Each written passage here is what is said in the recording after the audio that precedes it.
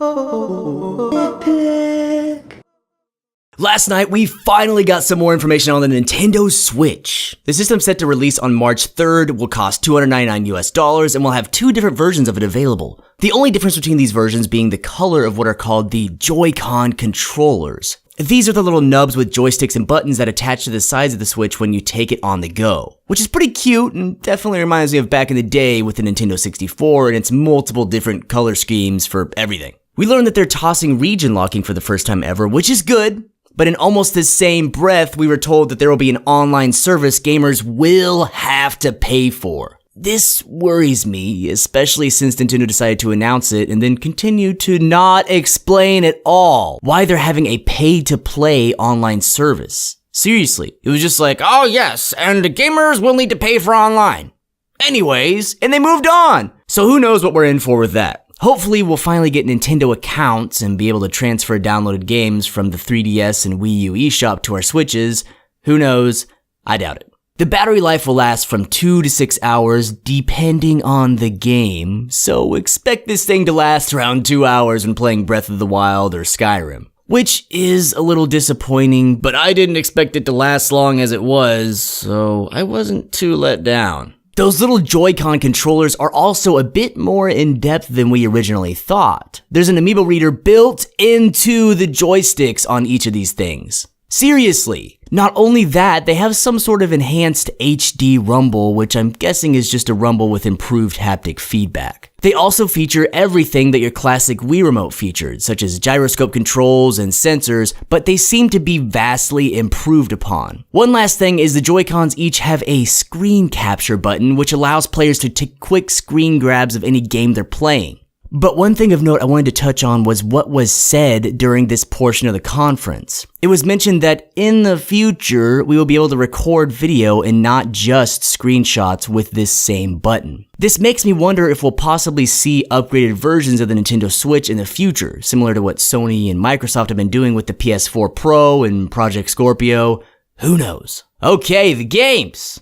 Wait, where were the games? The biggest selling point of the Switch seemed to be glossed over just a bit, with new titles such as 1-2 Switch being announced and not really explained. Seriously, what is this game? ARMS, a really cartoony boxing game where players fight each other from across the arena by throwing punches that extend out to hit the opponent, looked cute. Something to note with many of these games was that Nintendo was highlighting players being active, which I thought was definitely a good thing and separates it from the PlayStation or Xbox. Splatoon 2 was announced, which looks exactly the same as Splatoon 1 graphically, but features new maps, weapons, characters, and abilities. Seriously, it looks so close to the first Splatoon that I thought it was just DLC for the first game. A new Mario game, Mario Odyssey, was detailed a bit more, showcasing what I'm calling the cap jump, where Mario throws out his cap and then uses it for a double jump maneuver. While the game overall looked fantastic graphically, Mario for some reason enters what looks to be the human world, where he runs around a New York City-inspired town, and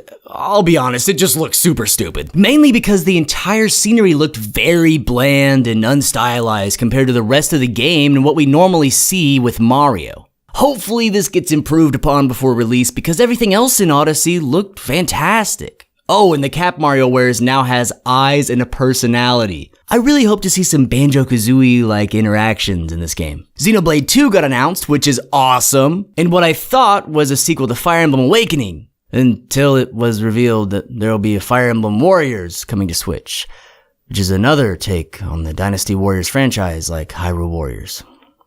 Lame. But it looks like right out of the gate we'll be seeing massive support from RPG developers Atlus and Square Enix, with Dragon Quest and Shin Megami Tensei heading to the system. A handful of developers featuring Sega, EA, Suda51, and Bethesda arrived to let everyone know they're working on specific titles for the Switch, but EA was the biggest letdown. They only talked about FIFA. Are you kidding me? What about Battlefield, Titanfall 2, Mass Effect? I'm tired of hearing about boring-ass sports games. Stop! But the conference ended the best way it could, with an announcement of Zelda Breath of the Wild coming to the Switch's launch on March 3rd. The trailer was stupidly epic and got everyone really hyped up to play the game, But I really hope this doesn't end up being another Wii U situation where we have only one major game at launch and the rest don't come out forever. If the third-party support sticks around for real this time, I don't see this being much of an issue. Either way, I have cautious optimism towards the Switch. I was hoping to see more games announced for the system, but we all know how stingy Nintendo can be with revealing too much at once, and maybe they're waiting until E3 to bring out some of what's truly in store for the Switch. Either way, the consumer needs all the information you can give them right now, Nintendo. Don't let us down again. Be sure to let me know what you thought of the Switch presentation in the comments section below. This has been Nitpick Rants. Thank you for watching.